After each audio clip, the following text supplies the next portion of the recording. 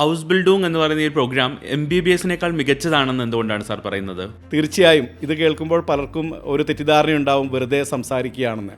നമുക്കിതിനെ കമ്പയർ ചെയ്ത് സംസാരിക്കുമ്പോൾ ഏറ്റവും മെറിറ്റുള്ള +2-ന് 95% മാർക്കുള്ള വിദ്യാർത്ഥികൾ എവിടെയും ഡ്രോപ്പ് ആവാതെ തുടർച്ചയായി 14 വർഷം പഠിച്ചാലാണ് ഒരു സൂപ്പർ സ്പെഷ്യാലിറ്റി ഡിഗ്രി ഉള്ളൊരു ഡോക്ടറായി പുറത്തു വരുന്നത്. അപ്രകാരം പുറത്തു വരുന്ന ഡോക്ടർക്ക് കിട്ടുന്ന ശമ്പളം എന്ന് പറയുന്നത് കേവലം 1.5 ലക്ഷം രൂപയോളം മാത്രമാണ്. എന്നാൽ ഹൗസ് ബിൽഡിംഗ് പ്രോഗ്രാം എന്ന് പറയുന്നത് +2-ന് കേവലം 55% മാർക്കുള്ളൊരു വിദ്യാർത്ഥി 8 മാസക്കാലം ജർമ്മൻ ലാംഗ്വേജ് പഠിക്കാൻ തയ്യാറാവുകയാണെങ്കിൽ പഠിക്കുന്ന അവസരത്തിൽ 3 വർഷം പ്രതിമാസം 1.5 ലക്ഷം രൂപ കണക്കാക്കിയാൽ 54 ലക്ഷം രൂപ സ്റ്റൈപ്പൻഡായിട്ട് വാങ്ങുവാനും പിന്നീട് MBBS വിദ്യാർത്ഥിയുടെ 14 വർഷത്തെ പഠന കാലയളവിൽ 10 വർഷം ജോലി ചെയ്താൽ മാസം 5 ലക്ഷം രൂപ കണക്കാക്കിയാൽ 6 കോടി രൂപ ഈ കാലയളവിൽ സമ്പാദിക്കാനുള്ള അവസരമാണ് നമ്മുടെ ഹൗസ് ബിൽഡിങ്ങിന് പോകുന്ന വിദ്യാർത്ഥിക്കുണ്ടാകുന്നത്.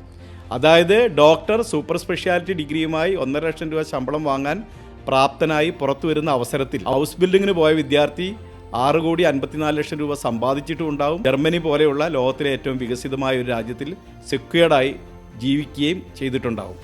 അപ്പോൾ നമ്മുടെ ചിന്താഗതിയാണ് നമ്മൾ മാറ്റേണ്ടത്.